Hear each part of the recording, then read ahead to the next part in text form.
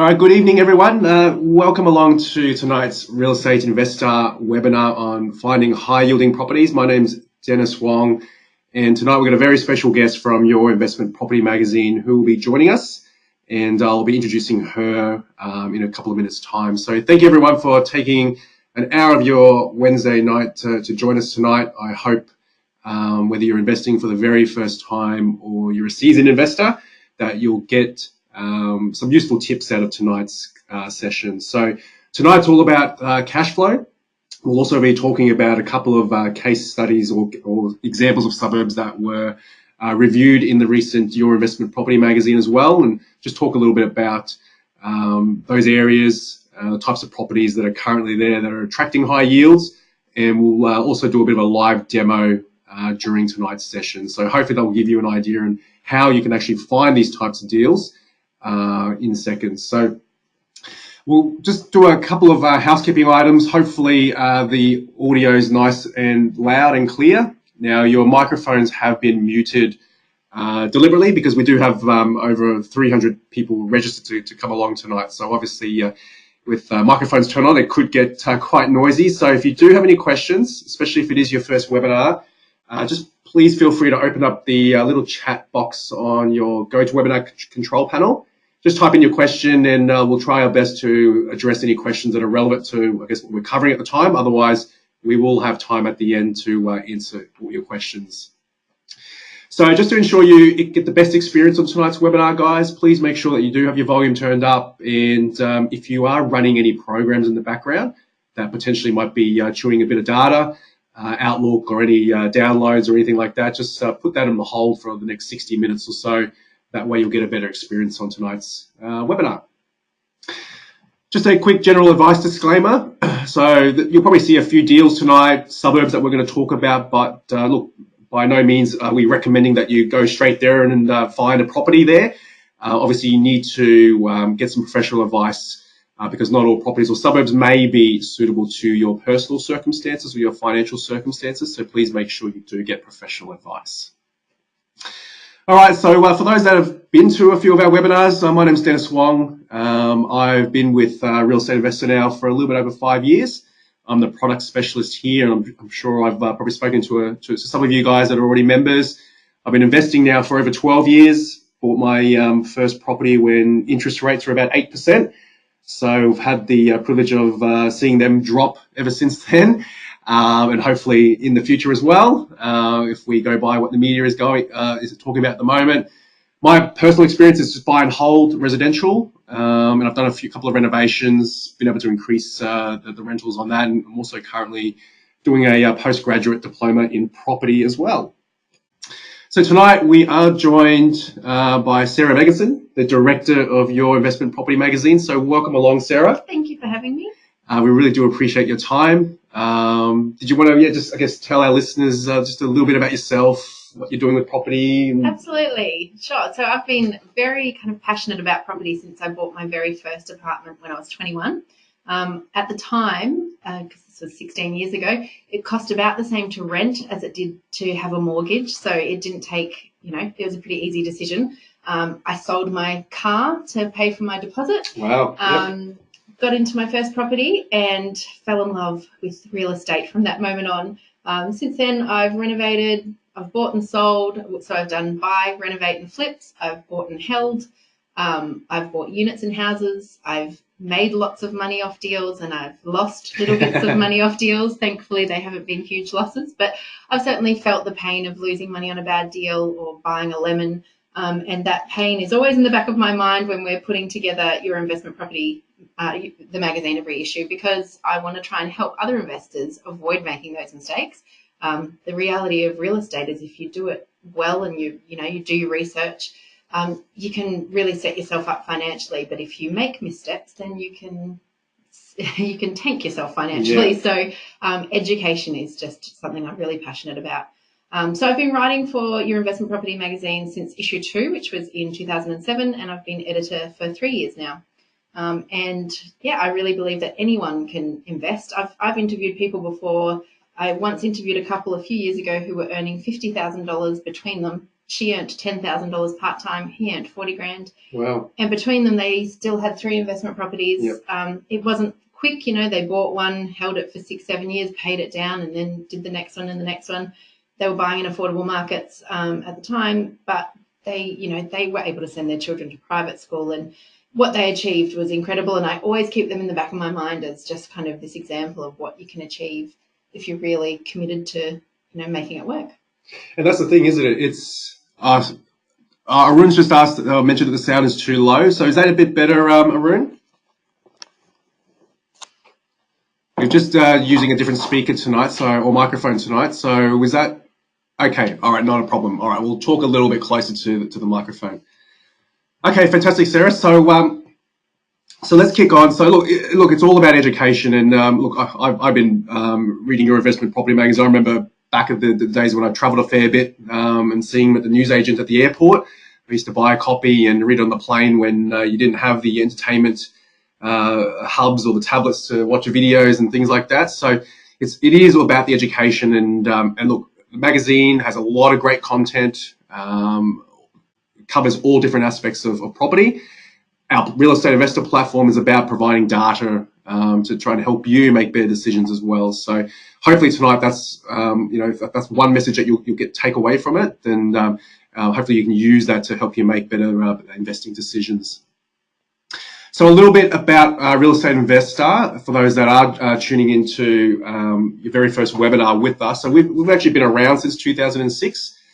Prior to that, and obviously before my time, it was a small magazine, and we are a publicly listed company with Simon Baker, who was the former CEO of the REA Group, as our chairman. So for us, it's all about helping investors like yourself be more strategic and data-driven to your property investing journey, and trying to, I guess, take the emotion out of the purchase if possible.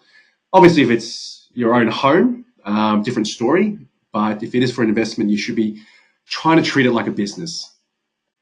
So look, we do partner with a lot of different companies who specialize in different areas of property. Obviously, your investment property magazine, Domain, Pricefinder, Washington Brown for your depreciation reports. So, obviously tax time's coming up, and if you've recently bought an investment property and haven't got a depreciation report, highly recommend that you at least get a free quote to see if there are any benefits that you may be able to take advantage of. So we're just going to run a couple of polls tonight, guys, just 2 in total, in fact, and we just want to get an idea on the audience tonight. The first question here is, how many investment properties do you own? So look, this will give us a gauge as well, just in some of the content. If we've got more experienced investors on tonight, then we can go a little bit quicker in some of the content. So I'm just going to launch this poll on screen. Just want to get an idea right now, how many investment properties do you currently own? So you can just click on screen. You might have 0 properties, maybe you're just starting out. Maybe you've got the 1 property, like a lot of other investors in Australia have, or perhaps not by fault. Perhaps you like ourselves, perhaps made a bad investment and you're just stuck at the moment, you can't move on. 2 to 4, 5 or more, or maybe if you're one of those ones that have been focusing on property for a while, maybe 10 or more. All right, so we've got a little bit over 70% that have voted. Fantastic. So thank you for your participation, guys. I'll just keep that open for a couple more seconds. Now, I will share the results with everyone, not your individual result, but just as a bit of a summary, just so we get an idea on who's on tonight, and perhaps just some reassurance for yourself as well that you're not alone. There are other people in the same boat as you as well. All right, thank you, guys. I'm going to close that off, and we'll just share that with everyone. So look, not too surprising. 24% 0, about 33% or a third 1 property, 2 to 4, 33%. So, typical numbers that we'd expect. And then you've got that real small number, 5 or more or 10 or more that have done obviously quite well. So fantastic, guys. All right, so we've got a few newbies on. So we'll obviously make sure that we'll cover everything and keep it as basic as we can, just so you get a good idea. Now, the next question, so final poll. So this is going to be an interesting one. So obviously before the election results, we ran this poll a couple of webinars prior just to get an idea. So we just want to find out if those numbers have changed. So when are you planning to purchase your next property? So you're looking right now, 0 to 3 months, maybe 3 to 6 months, or maybe towards Christmas time or into early next year, or you're not sure. So again, there's no right or wrong answers. If you just want to click the option that best suits yourself, and we've already got nearly 70% that have voted. I'll just keep that on for a couple more seconds, guys. All right, excellent, thank you. So I'll close that and I'll share that with everyone as well. All right, so not too much has changed. So we were getting around that 30-40% that we're looking right now, or in the immediate future. So, we're about the same. So we're about 59% looking sort of this calendar year. So excellent. And then we've got 20%, 6 or more months, and 20% not sure. All right, so we've got a bit of a mix there tonight. Fantastic. All right, well, thank you guys. Really appreciate that participation. So let's get straight into it.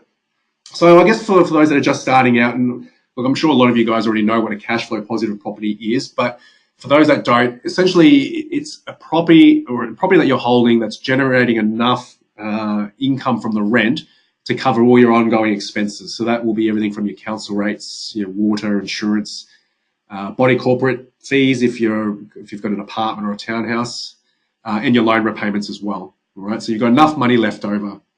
And when you're trying to find out whether a property is cash flow positive, you generally want a high rental yield, which we'll talk a little bit more about. And a rental yield really is just a calculation where you analyze the weekly rent, and then you express it as a percentage of the purchase price. So you just divide it by the purchase price or the value of the property. Okay. So why should you be looking at a positive cash flow property? So look, it's not for everyone. Everyone has different goals. Everyone has different incomes. So it just all comes down to your personal circumstance and what you want to try and achieve from investing in property. But really why? Well, it generates enough income to cover all your property expenses, like I mentioned, but really it's to generating income, put cash into your pocket each week. And so as an investor, you don't need to find extra funds to cover the ongoing expenses. So whether it's through your salary or from another investment property where you've got surplus funds, you can actually use this income for other purposes. So there are pros, obviously, but there are also cons of a cash flow positive property. So it puts money in your pocket, surplus cash, so you can help use that to pay down the principal of that property, or you can use it to cover another property that perhaps is not cash flow positive. It can obviously help you start accumulating and help balance your portfolio. So you may have a couple of properties that are all capital growth, very low yielding. Having a cash flow property is going to help balance that. And then it's going to definitely make it easier to finance your property. So banks love it when you've got income apart from your salary and that properties are bringing in or generating enough income. But also, if you can find a good one in a good area, then you can also potentially get capital growth with that as well. And that's where you're generally going to make most of your money in property. What are the cons? Well, the extra income is taxable. So that even includes if you're just renting your room out of the property that you're living in on Airbnb. You should be declaring that income. It's taxable. Not always, but often, more often than not, cash flow positive property may have slower capital growth. Okay, so then it takes longer to increase your equity, and depending on the area and the property type, financing could be a little bit more challenging. So things like student accommodation or one-bed units right in the heart of CBD, they could be a little bit difficult to get financing, or you may need to have a higher deposit. So just some criteria. So Sarah, I might bring you in here. I mean, yeah, this sure. obviously was included in the magazine. So did you want to talk a little bit about some of the criteria that you guys talked about? Yeah, so this is a story we did in the current issue, the April issue, that we worked with Real Estate Investor on to find as many high cash flow suburbs as we could fit in the pages of the magazine. So we start literally with every suburb in Australia, and we worked with your guys to whittle those suburbs down until we had this list of 141. And so we have some criteria that we use to try and work out which areas are going to be the safest bet. So the first one is a strong economy. So there are lots of places in Australia where you can find a high yield suburb, but it might be a tiny town with 3,000 residents and a 20% unemployment rate. That's not a very good place to invest because you might not be able to find a tenant, or they might not be able to afford to pay their rent. So that's a high risk high town as far as we're concerned. So the first thing we're looking at is somewhere with a strong economy with ideally a number of industries. So they might have a tourism industry, they might have a big agricultural centre. Health. Yeah, health is a big one. It might be near a big city, so it might be a regional town that's just outside of in commutable distance to a big city where there's lots of employment opportunities. So the second part is plenty of renters. This is an interesting one because you want to go for a place, like we've always found the sweet spot is 30 to 40% of renters. You want to go in an area where there's a high proportion of owner-occupiers, because owner-occupiers are the ones who buy with emotion, and they will generally be the ones who are happy to pay over the odds for property and help drive prices up eventually. And they also, it's a bit of a stigma or a stereotype, but owner-occupiers are very house-proud. Renters are not always, I'm not saying that as a general rule, but renters can sometimes be less house-proud. So you do find in some areas, if there's a really high proportion of renters, if there's 50 to 60% of the market is renters, it can create a little bit of a less polished feel in the neighbourhood. So aiming for areas where they've got that 30 to 40% of the population rent is a really good sweet spot. Low vacancy rates is another criteria we looked at. So a lot of these spots the suburbs we analysed were returning 10 or 12% yields, which is incredible, but they had vacancy rates of 6 or 7%. So they didn't make the cut because, you're then going to be looking at having a property that could sit empty for weeks or even months. And what's the point of having a high yield investment if you don't have a tenant in there and you have to reduce the rent to try and get someone in there? And so reasonable returns. We aimed for around that, I think it was the 7 to 8% in this issue. I don't think we went below 6% in these suburbs, and we only did a few that were above 8% because, just as I was saying, if you're getting up there to 10 to 12%, you really need to do some thorough research to make sure that that is a sustainable rent. Quite a few years ago when Moranbah and those mining towns were going crazy and you could get these huge rental returns of $1,500 to $2,000 a week on an average 3-bedroom house, and investors got very excited about that for a minute, but that was obviously never going to be sustainable. The only investors that did well out of that are the ones that got in and got out very quickly. If it always comes back to if it looks too good to be true, it probably is. So you need to really do your research. And what we'll do as well, guys, it just got released today. I'm just going to send a link out as well. So it just takes you to the article, and also you can have a look at the 141 suburbs that were identified in the magazine. So the link's just been fired out. If you did download in the invite or the email that got sent out to the webinar as well, there was a link there as well. So you can obviously go through there and have a look at it. I've just got someone just mentioned that there's no audio. So if anyone is still listening, hopefully you are, can you just let me know that you can hear me, and perhaps maybe it's just Mark that doesn't have audio. So if anyone is there, do you mind just letting me know? Okay, fantastic. All right, thank you. All right, thanks, Bob. Thank you, Kerry. Okay, excellent. Thank you. All right, I'll just send him a message privately.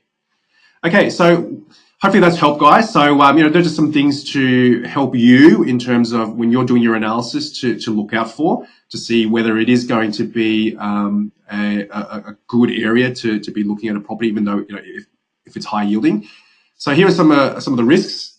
So these are some of the things, I guess, the flip side to what I was just talking about. One industry town, so an area that is reliant on one industry, such as mining, is very risky because if the mining industry goes through a downturn, which is exactly what happened, then property values could be very vulnerable. So you want to go to places where there's multiple industries supporting the town. Population size is also really important.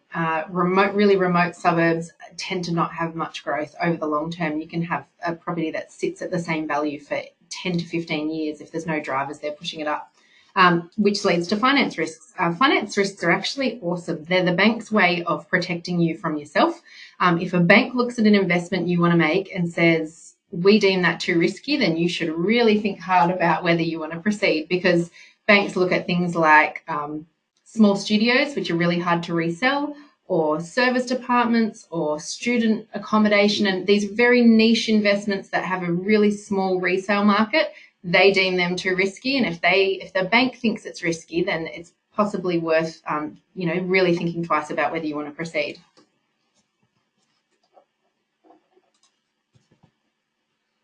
All right, so we thought we give it a bit of a plug or a bit of a mention. We did have some slides prepared For the opposite, that's right, that Labor would get in. But for everyone out there, obviously, no change in government, and which means at the moment, there's no changes to negative gearing or capital gains tax. So if you've got net rental losses from existing properties in your portfolio, then you can still deduct them as you did last financial year. And also, if you're selling a property that you've held for longer than 12 months, the capital gains discount rate remains at 50%. So no change there. So just some basic numbers. Right-hand side, top right corner there, annual rent of a property that's bringing in $550 a week. There's your total income. Got a few expenses there. So your expenses total $35,100, so higher than your rental income. So you've got a net loss of $6,500. So if you're on the tax rate of 32.5%, then at tax time for this particular property, you'd get a little bit over $2,000 back. So if you're selling a property, so you bought it for 500, $500,000, you sell it for 700, so your capital gain on the sale is 200. So with the 50% CGT discount rate, only 100,000 of that is taxable. And so again, based off a 32.5% tax rate that you're on, then $32,500 of tax needs to be paid. So no changes there. All right, so we're just going to talk about just two features or two suburbs that were highlighted in the magazine in terms of high yielding. And we're just going to talk a little bit about some of the criteria or some of the things that that we found, why perhaps that they're high yielding, just to give you an idea, or hopefully for those that are just starting their research, just some things to look out for. So Mermaid Beach here on Gold Coast. Yes. Our home here. Representing. So in this particular suburb, yield of 7.06% for one bedroom units. So medium one bedroom unit price $265. So low affordable entry price point, pretty high yield. Vacancy rate ticks the box there, 1.7%. So it's lower than that 3%. And a bit of a rental increase from 2018 to 2019, $10 jump there. So some of the things that that we found, or why this particular area perhaps is high yielding. It's a beachside suburb. I don't know if you've gone down there recently, but last time I went through there, a lot of changes, new cafes. Yeah, I mean, the Gold Coast is really getting lots of these great little cafes popping up now. But I think one thing I should point out is when we did this research, we did break it down by bedrooms as well. Mermaid Beach has a range. They have everything from studios and one bedrooms to 2 and 3 bedroom villas and townhouses and things. So this particular one that we listed was the 1 bedroom units, which are such good value at that medium price point. And there is so much demand in Mermaid because it's the population there is really varied. So you have single people who want that beachside lifestyle, and you've got corporate kind of workers who maybe work in Southport, and that's not too far for them to travel.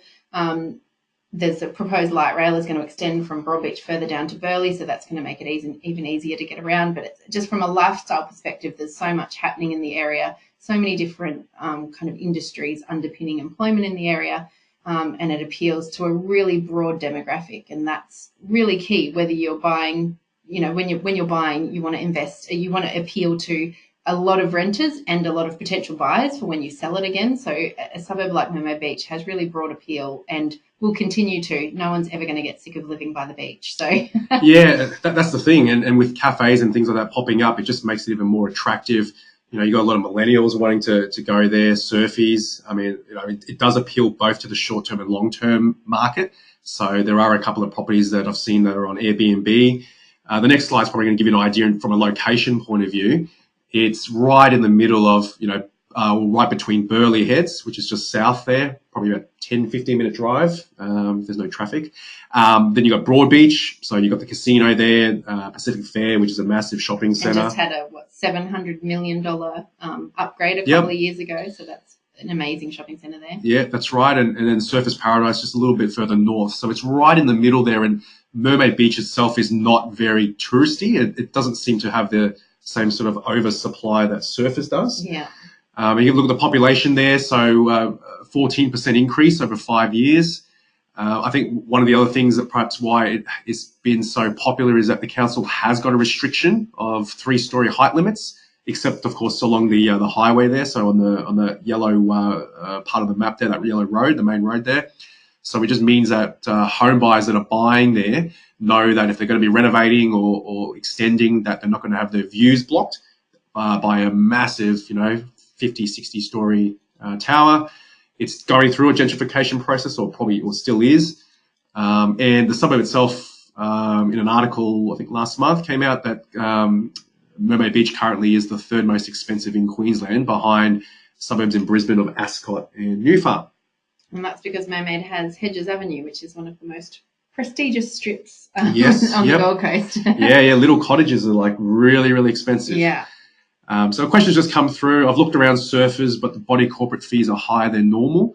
So look, I mean, that's not surprising. Again, it depends on the complex. How much is in the sinking admin fund that may be driving higher body corporate fees? And it's often the lifts and maintenance Pools, there too. Yep. I've looked at places in Surfers Paradise that have had body corporate of up to $150, even $170 a week. Sometimes the body corporate was going to be more than the mortgage interest. And I've known of people in Surfers Paradise that have gone both ways, that have bought. I knew someone that bought there 15 years ago for $56,000 for a 1-bedroom apartment. Wow. And I don't think she really cares how much body corporate she's paying now, because it's worth about $360, I think, last time I spoke to her. So, that's 6 times its purchase price. It's gone up. Yes, the body corporates are really high there, but it really comes down to what your strategy is, and if you're planning to hold it long term, if you're, if the rental return is going to cover that high body corp, then it might be worth it. It depends on your individual strategy and what you want to get out of it. Yeah, exactly right. And again, look, we're not saying that you should all go out to Mermaid Beach right now and look for a 1-bed unit. It just based off the data.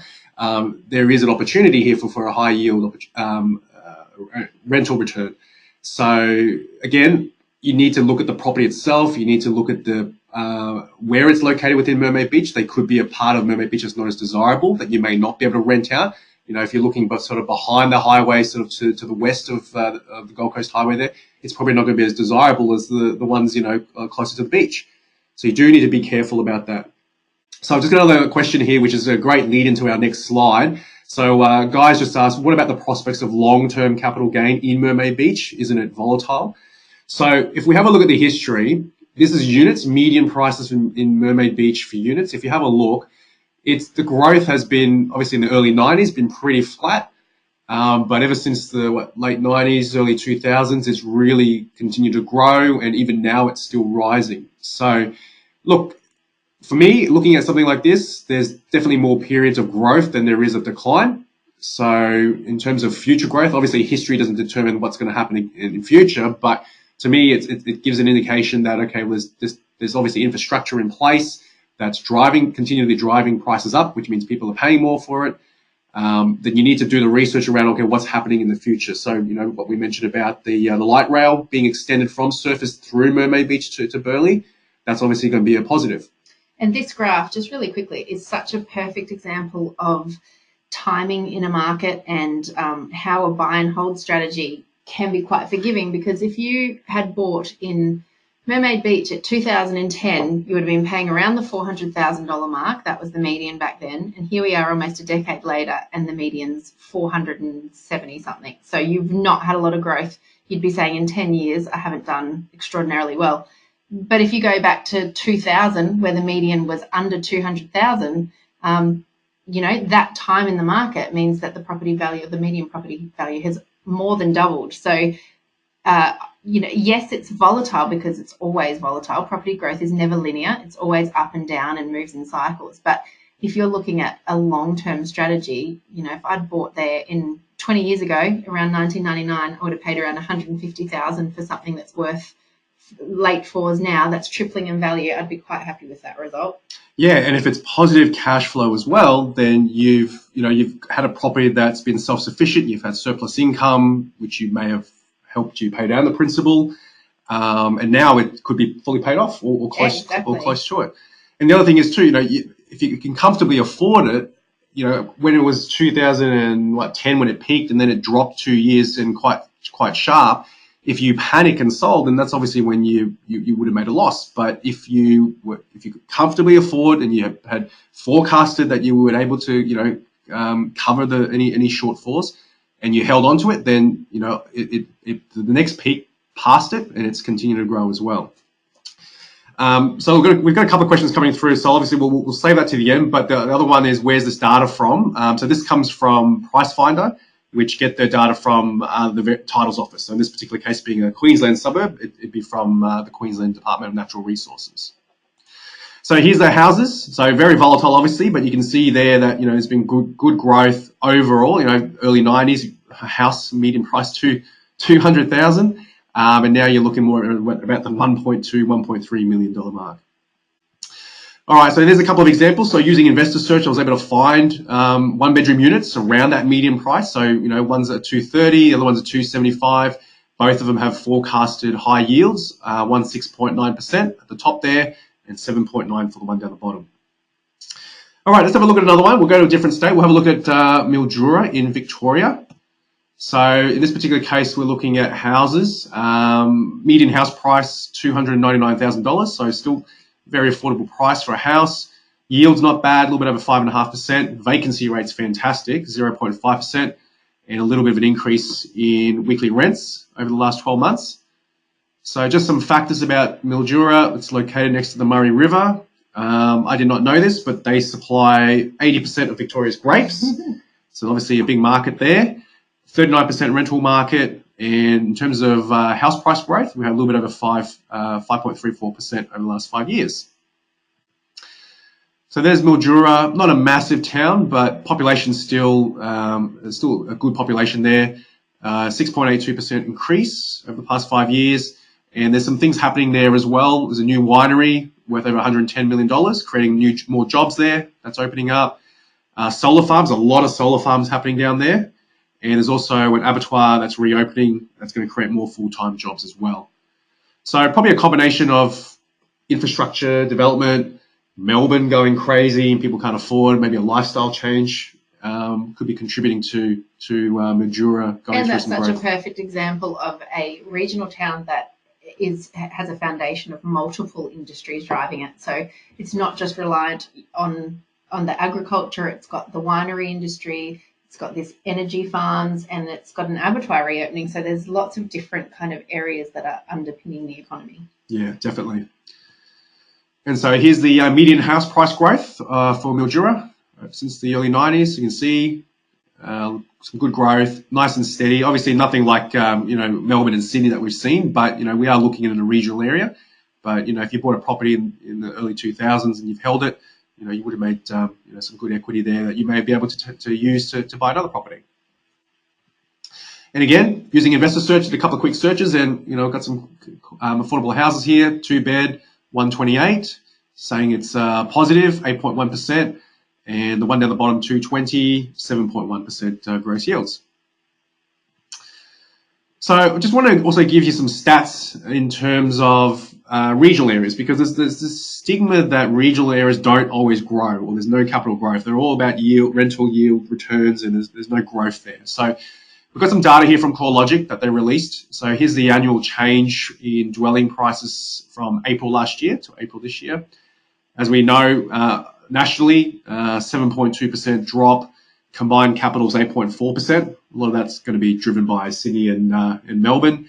And the regionals, only 2.6% drop. But if you have a look at the breakdown, regional Tasmania has actually positive 7%, and regional Victoria 2.2%. And then if we look at the cities as well, Canberra or Hobart and a little bit of Adelaide are in the positive side of that line. Here are some of the top 10 regions that were identified leading up to January this year. So a little bit out of date, but as you can see, Tasmania, Victoria predominantly make up the top 5, and then you've got Queensland and New South Wales that make up the top 10. But if you look at that over a long period of time, if you held that for 20 years, look at this growth. So if, nationally 197% growth, combined capital cities 212, combined regional 150. So no surprises there. But if you have a look at the blue bars first down the bottom, look at Melbourne, look at Sydney. Okay, Melbourne led over the 20 years in terms of growth. Sydney actually doesn't come second. You've got Hobart, then Canberra. But look at the regional, look at the lighter grey. If you look at, say, regional New South Wales, 185.6% growth, and compare that to Brisbane, 182. Regional New South Wales actually outgrew Brisbane. And I mean, I've been hearing Brisbane is meant to take off. For years we've been hearing that. We have, but as we know, for people that live in Brisbane or been following the market, there's a lot of supply that's still hitting the market, from the construction boom. So that's probably what's stopped that. But that whole stigma of the no growth in regional, I mean, the data doesn't, in my opinion, doesn't support that.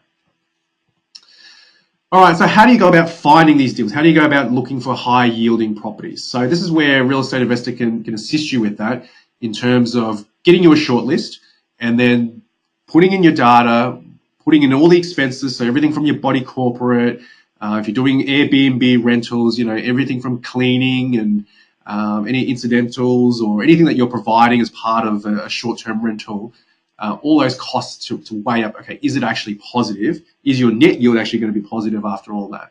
So with Investor Search, we actually can help you do that. We've got access to over 30 property portals, and we've got on our database access to around 900,000 listings at any point in time when you can target different strategies. In this particular case, Cashflow.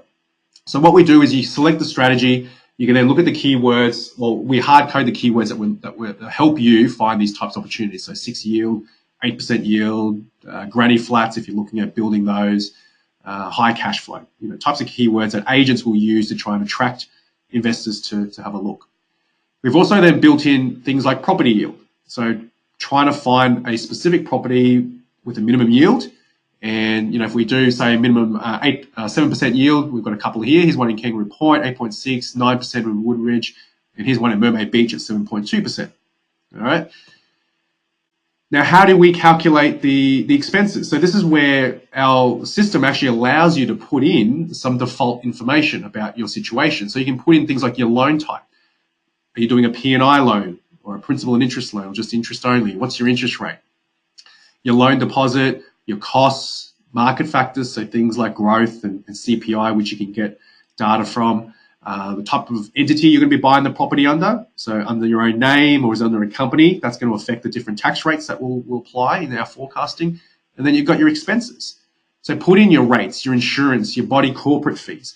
This is then going to really work out, okay, this property that we've found is 8% yield, but what is the actual net income? Is it actually going to be positive? And this will allow you to quickly either cross it off your list or go to the next step and contact the agent and move from there.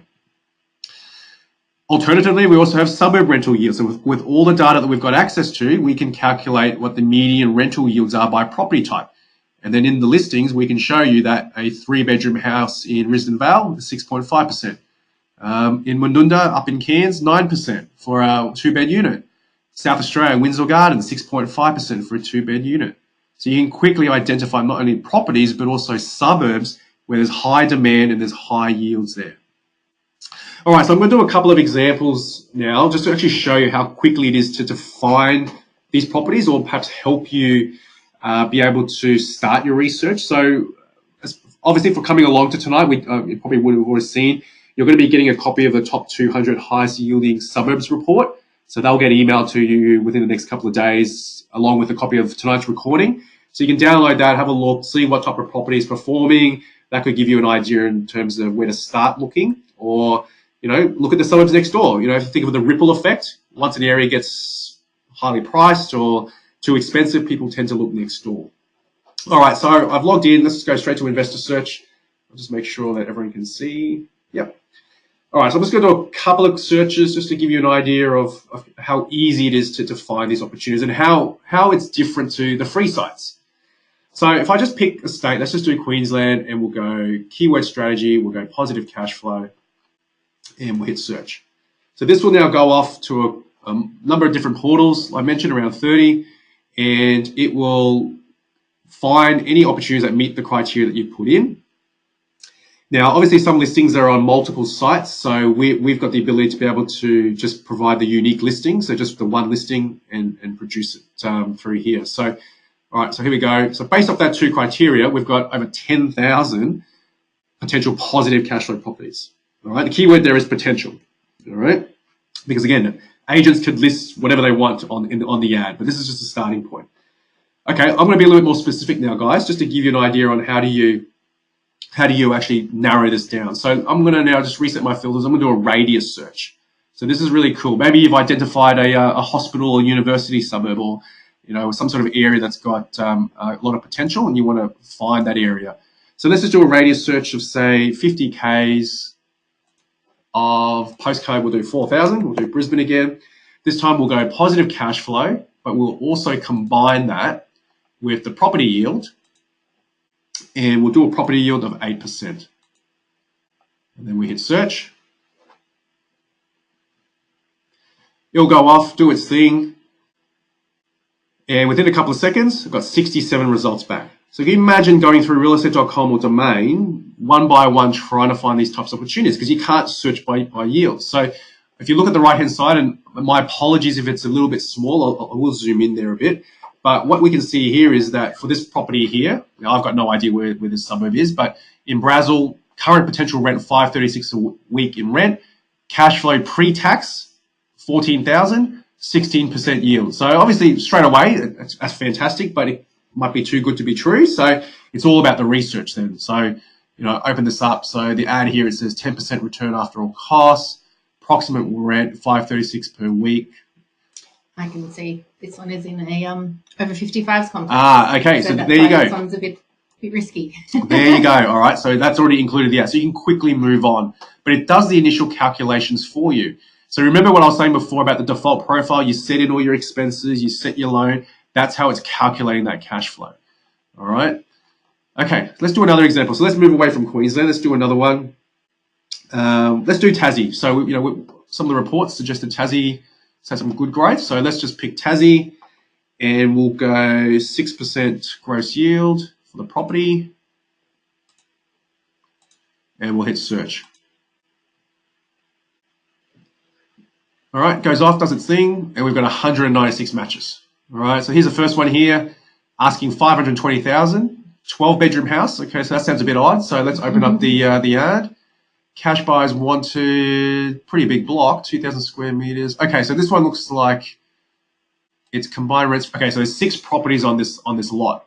So it's obviously multi-occupancy. Now, the good thing about this is it is current rental. So it's already rented. So that's going to make it a lot easier for you to do your due diligence. So you can contact the agent, get proof of the agreements that are in place, how long they've been there, what's the vacancies been like for the last couple of years. But if we have a look at some of the initial stats, vacancy rate, 1.3%, current listings, 93, vacancy rate change, 0.6, so it's gone up a little bit. But if we look at the snapshot, it's saying 10% cash gross yield, $23,000 positive before tax. All right, so what we can do here is that if it ticks a few of the boxes, and we then go to contact the agent, confirm the information, what other expenses are there, what's roughly the repairs, we can then actually click on this Analyze in Full button, and it will automatically launch our Property Analyzer tool. So this is another feature that we have, and it will then give us a full detailed 10-year report to show us what your cash flow, gross yield, net yield, and potential capital growth may look like over 10 years. So before I go through the report, what you can do then is click on Edit. This will actually bring through the default profile data, and you can override it. So it will include things like your stamp duty, solicitor's costs, if you're doing building and pest inspections, any bank or borrowing costs you can include. You've got your rent and expenses, so you can even factor in rate of occupancy. For those that are doing Airbnb, we've got a holiday rental option, so then you can put in peak, shoulder, and off-peak periods, and then all your annual expenses through here. Final step, tax and market. So just confirm anything through here, depreciation calculator, hit results. And what it's going to do now is really show you, okay, is it actually going to be positive? So we've got a line here, gross yield, and then we've got net yield down the bottom here. So slightly lower after all your expenses. So there's our property expenses. There's our interest repayments. We've got no principal. So before tax, we're positive 23 grand in year 1 based off that data. or $455 a week. So it all comes down to your research though, guys. So you need to really obviously get the information, make sure, okay, that's great, $1,000 a week in rent, 4, 6 or tenanted, but what's the vacancy bid like? What are the tenants like? What are the repairs like? Do these people cause a lot of trouble? Do I have to spend a lot of money in repairs? So that's the sort of evidence or data that you want to try and get. Okay, so do one more search. Let's have a look at New South Wales. We'll just do a bit of a combination here. All right, I'll just reset my filters. So let's just click on New South Wales. So let's combine the property yield, 6%, and then we'll also combine suburb rental yield to 6%. So we're looking for a high yielding property as well as that it's located in a high yielding suburb. Hit search. Loading search results. So within a few seconds, depending on your internet speed, there we go, 429 matching properties. So there are positive cash flow properties out there, guys. And the other thing is I haven't put a budget in, so I haven't put my price, a price range in. So you're not going to have hundreds to go through. All your situations are different. You might want to buy something closer to where you're living, especially if it's your first property, because you want to physically be able to go there, easy access. So, you can really limit the results down. Okay, so I hope that's been helpful. Hope that's given you a good idea. So what I also wanted to touch on as well is My Value, My Research. So this is an optional add-on. It's essentially Price Finder. So a lot of the all those suburb stats that you saw before with the median price changes for Mermaid Beach and Mildura come from My Value, My Research. So this is the same platform that real estate agents and valuers and banks use. You've got the ability to switch this on as well and use it yourself. So we've got an exclusive discounted rate of $55 a month compared to their full price of $192.50. And you do get a free 7-day free trial if you sign up to Real Estate Investor. And so what do you get? You get the ability to order a property report so you can find out things like a desktop valuation, sales history, so what it's been paid for before, but more importantly, if we look at this one here, so this Mermaid Beach property, when I found this was listed on the 5th of April, that was the date, but it's actually been on the market for 56 days. So this is really, really helpful for buyers like yourself in terms of negotiation, because you're going to know how long the agents had it, if they've changed agents, if they've dropped the price, and you're really going to get a good gauge of, okay, is there any demand for this property? So you can track all that through here. You can run a customized valuation as well. So if you don't agree with the desktop valuation estimate, which by no means isn't perfect, it's purely basing it on recent sales, similar bedroom count, has no idea if it's renovated, if it's on the highway, if it's next to a cemetery, no idea. This is where you've got the ability to, like a valuer, actually assess each of the comparables and then rank them. Is it the worst, same, or better than your target property? And the sales estimate will then update accordingly. Sales and growth chart, which I already went through. You can do interactive mapping as well, get a gauge in terms of price in the street or the suburb or your block. And you can do it for rentals and also what's on the market, and potentially use this to look for off-market deals as well. Mermaid Beach is a great example. Obviously, properties that are beachfront are going to be worth a lot more than those right next to the highway or a little bit further out. So you can actually draw the area of where your target property is, so you can then really look at like-for-like properties to get an idea on value. Print all these reports off. You'll summarize the average, low, median, all those prices really easily for you, so you've got all that information without having to go to different sites to pull it through, and you can do it for rentals as well. So this is going to give you an idea then of vacancy, how long it takes to rent property out. So in this particular case here, based off that map search I did, on average, it takes 23 days to rent a property. The median's 15. Export that data out to Excel, and then you can also get an idea on who the better performing property managers are. How long on average do they take to rent a property out? How many listings do they have? It's going to be useful to help you, and you can do this from a sales point of view as well. For rent, which I already mentioned. All right, and then Analyzer, which I did in the live demo, so I'll just skip through this, but yeah, this is where you've got the ability to put in your different variables, purchase expenses, your interest rate, and you can run this report in different scenarios. Have the rates go up 2% and see if it's still going to be positive. Can you still comfortably afford to cover the expenses? rate of occupancy, your rent, your expenses, which I already went through, and then you've got your entity and your market factors and your depreciation calculator. So something I didn't mention is the value. So it does, based off your estimated growth rate. So you, again, like Sarah mentioned, growth's not linear, but if you average it out, you can obviously put a figure in. If we bought a property today at 370, 4% average growth rate, then by year 10 it'll be worth about 547. And it also forecasts what buying power you might have. So if you're looking at buying another property, maybe worth $500,000, this particular report is suggesting that between year 8 and 9 is when I can tap into that equity. So if you're looking at aggressively acquiring property, this might not be the best deal for you. And then you've got your yields and then your cash flow.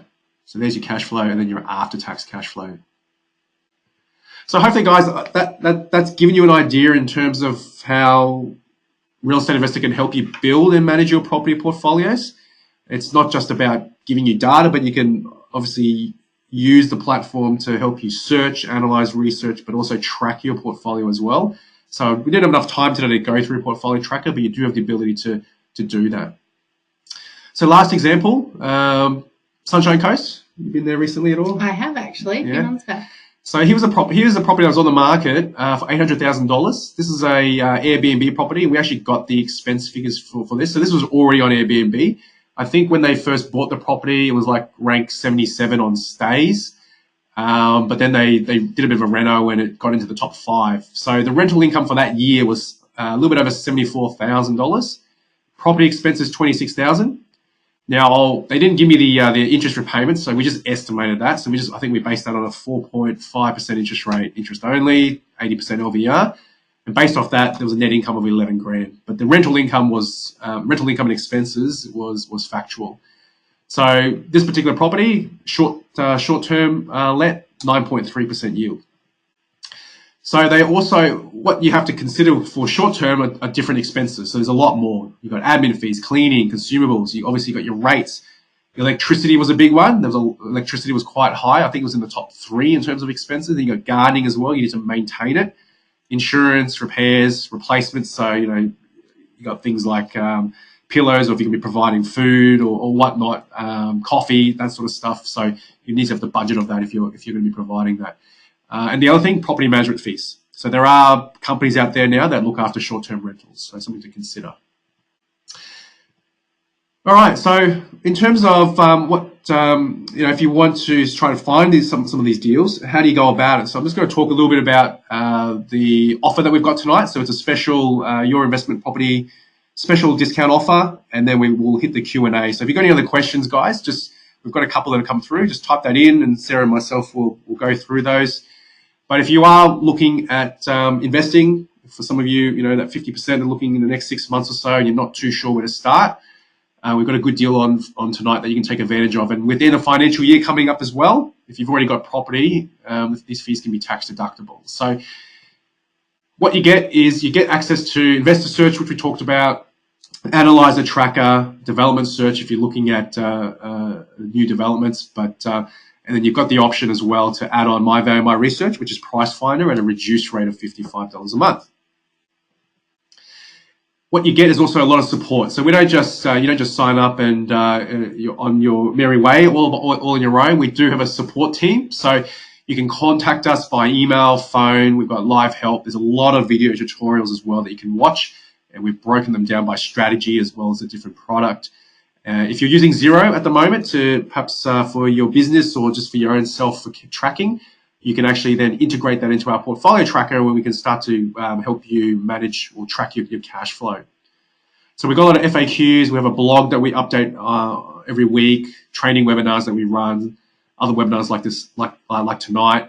And then we've got a knowledge base. So this is where you can watch videos in the context of the strategy that you're actually focusing on. So if you're not looking at cash flow, or maybe you're looking at a renovation first and then cash flow, then you can watch the renovation videos. So what are the options? So on our website, if you're going to sign up with us, retail rate, we've got $99 a month, no contract. You can cancel any time. If it takes you 1 month to find a property, get under contract, then you can cancel your membership. Fantastic. And then you can come back a year, 6 months later when you're ready to buy again. If you're looking more long-term, we've got a 12-month contract, $990. So you're effectively saving 2 months. So you're getting 2 months free, 16% off. and you get access to all the tools, all the support, and then you've got the option to add on Price Finder for $55 as well.